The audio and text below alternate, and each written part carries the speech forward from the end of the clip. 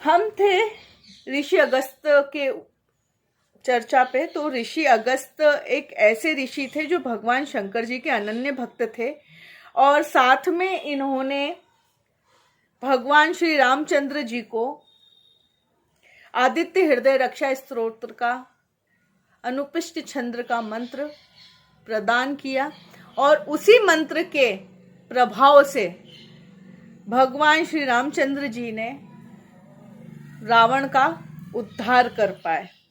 तो ऐसे भगवान के जो छोटे छोटे चरित्र हैं जिससे हम अछूते हैं, उसको हमको हमेशा श्रवण करना चाहिए। अब ऐसे ही चल करके जो अवंतिका क्षेत्र में 84 महादेव हैं, इसकी व्याख्या पूरी की पूरी स्कंद पुराण में आती है अवंतिका खंड में। हम जिस अवंतिका क्षेत्र में रहते हैं, ये मात्र एक शहर नहीं है, यह बहुत बड़ा तीर्थ है, सप्तपुरियों में एक है। और भगवान का इस अवंतिका क्षेत्र में आना जाना तो सतयुग से लगा गया है। और देखा जाए जितने भी ऋषि मुनि हुए हैं, गंधर्व किन्नर आदि हुए हैं, सब पहले पूर्व में इस अवंतिका क्षेत्र में आए हैं। आदि गुरु शंकराचार्य भी इस अवंतिका क्षेत्र में आए हैं और उन्होंने एक शिवलिंग की स्थापना करी है जो कि शिप्रा पार है, उज्जैन स्थित दत्त अखाड़े में आज भी वह शिवलिंग है। अब हम अगर 84 महादेव की बात करें तो दूसरे नंबर पे आते हैं गुहेश्वर महादेव, जो कि पूर्व में सतयुग में किसी समय शिप्रा जी की कोख में एक गुफा थी, वहां पे उपस्थित थे। इसी प्रकार से भगवान शंकर जी ने जो आज हम स्वर्ण के आभूषण पहनते हैं, तो वह सब स्वर्ण के आभूषण प्राप्त कहाँ से हुए, वह स्वर्ण आया कहाँ से? तो भगवान शंकर जी ने इंद्र की तपस्या पे अग्नि की सहायता से स्वर्ण का निर्माण किया और वह है स्वर्ण ज्वलेश्वर महादेव, जो आज भी शिप्रा जी के तट पर रामघाट पर उपस्थित है। डमरुकेश्वर महादेव हैं एक, जो कहते हैं कि जो भगवान का डमरू है, यह भी एक शिव गण है और इन्होंने भी वहां पर उपस्थित होकर के तपस्या करी। एक पुष्प दंतेश्वर करके एक गंधर्व हुए हैं जिन्होंने शिव महिम्न स्तोत्र की रचना करी। तो वही पुष्प दंतेश्वर गंधर्व जो थे, उन्होंने भी हजारों वर्ष तक तपस्या करी थी और भगवान महादेव ने आकर के उन्हें दर्शन दिए। तो इसी प्रकार से यह 84 महादेव में पुष्प दंतेश्वर महादेव का प्रादुर्भाव हुआ और वहां पे आज शिवलिंग के रूप में उपस्थित है। एक मैं आपसे निवेदन करती हूँ, देखिए सबसे पहले एक होता है लिंग, जो भगवान शंकर जी का निराकार रूप में है। मैंने निराकार रूप को पहले भी आपसे निवेदन किया है। इस निराकार रूप में जो भगवान शंकर जी का है, इसमें कोई आकार नहीं है, कोई आकार विशेष नहीं है। जिस प्रकार से वायु का कोई आकार नहीं होता है, वो आप अगर कोई घर की बारी खिड़की खोले तो उसमें से उस स्वरूप में आएगी, अगर मुख्य आप द्वार खोले तो उस स्वरूप में आएंगी, और जो उजालदान रहेगा तो हवा आएगी तो उस स्वरूप में आएंगी।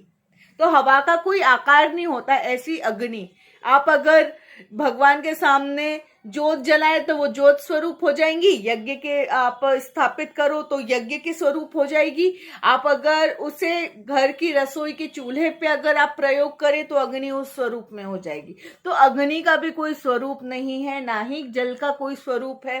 जिसको आप जल को लेंगे, आप किसी भी पात्र में डालेंगे, वो उस आकार का जल हो जाएगा। तो यही निराकार रूप क्या है? पृथ्वी भी है, वायु भी है, अग्नि भी है, जल भी है, यही एक शिव है। आपको पता है ये जो पूरा ब्रह्मांड है, पूरा विश्व है, एक अपना सूर्यमंडल है।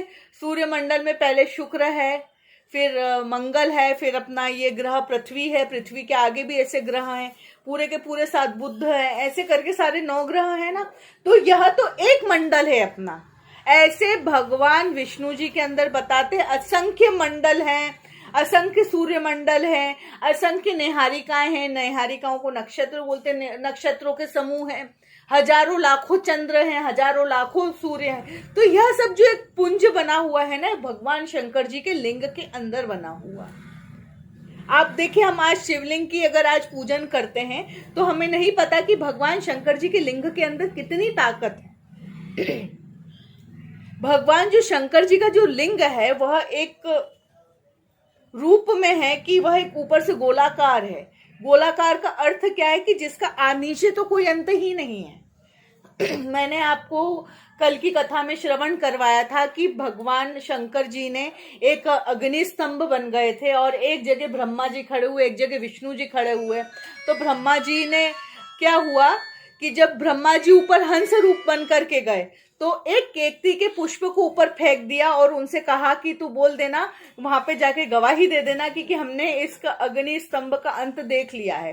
तो ब्रह्मा जी के कटु सत्य बोलने पर शंकर जी ने उनको यह श्राप दे दिया था कि इस विश्व में कभी भी इस युग में तुम्हारी कभी भी पूजा नहीं होगी।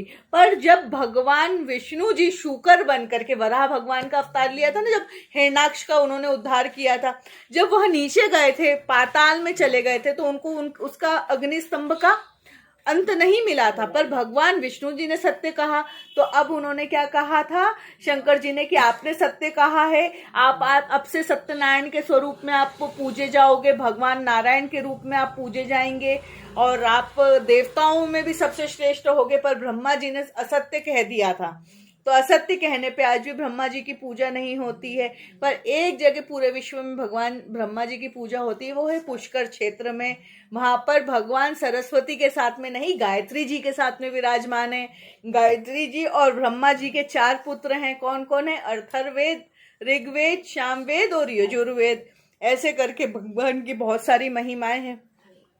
तो अब हमको भगवान के जो स्वरूप को हमने पहले पहचाना था। प्रथम दिन भी मैंने आपसे निवेदन किया था कि भगवान शिव अलग हैं, शंकर अलग हैं और भगवान सदाशिव अलग हैं। शिव कैसे हैं? बिल्कुल ध्यान अवस्था में। इनको भगवान सदैव शिव रूप में अगर हम देखेंगे तो वो समाधि के स्वरूप में हमको दिखेंगे। उनकी तीनों नेत्र बंद रहेंगे, वो सिर्फ अपने आराध्य भगवान श्री राम जी का ध्यान करते रहते हैं। और बाद में अगर हम देखें तो भगवान शंकर अपने परिवार के संग है। बोलते ना शंकर पार्वती, शिव पार्वती बोलते हैं, शंकर पार्वती विवाह है ना। शिव पार्वती नहीं बोलते, शंकर पार्वती बोलते हैं। शंकर पार्वती संग अपने परिवार है। शंकर जी नंदी पे बैठे हैं। इस प्रकार से जब हम कहते हैं हमारे शब्दों में जो शब्द शंकर है वो अपने परिवार समूह में है। अब एक बात देखो, भगवान शंकर जी के परिवार में तो इतनी एकता है, इतनी एकता है कि पूछो मत। भगवान जो शंकर जी के जो पुत्र हैं गणेश जी, उनका वाहन क्या है? मूसक है। और वो मूसक का भी नाम है श्री डिंग जी, है ना। श्री डिंग जी गणेश जी के मूसक का नाम है। अब देखिए, शंकर जी के जो वाहन है वो बैल हैं, पर हम उनको क्या बोलते? नंदी बोलते हैं ना। तो उनके भी नाम है। तो ऐसे सदैव आगे से स्मरण रखना, भगवान शंकर जी के जो पुत्र हैं गणेश जी, अगर उनके वाहन का कहीं भी नाम अगर आपको पता चले तो लिख देना कि वहां वो उनका नाम है श्री डिंग जी। अब क्या है कि भगवान शंकर जी ने गले में सर्प लपेटा हुआ है। तो पर सर्प भगवान गणेश जी के वाहन को कभी खाता नहीं है, नहीं तो क्या होता, सर्प का तो आहार है। अब देखो, कार्तिकेय जी का जो वाहन है वो मोर है। उनके परिवार में इतनी एकता है, इतनी एकता है कि मोर कभी भी सर्प के ऊपर प्रहार नहीं करता, है ना। अब इसके साथ में एक एकता कितनी है, जो बैल है। और वहां पर भगवान शंकर जी का बैल और माता पार्वती जी का वाहन क्या है? शेर है। फिर भी देखो कैसे इतने आराम से बैठे हुए हैं। इस प्रकार से भगवान शंकर जी के परिवार में तो इतनी एकता है, इतनी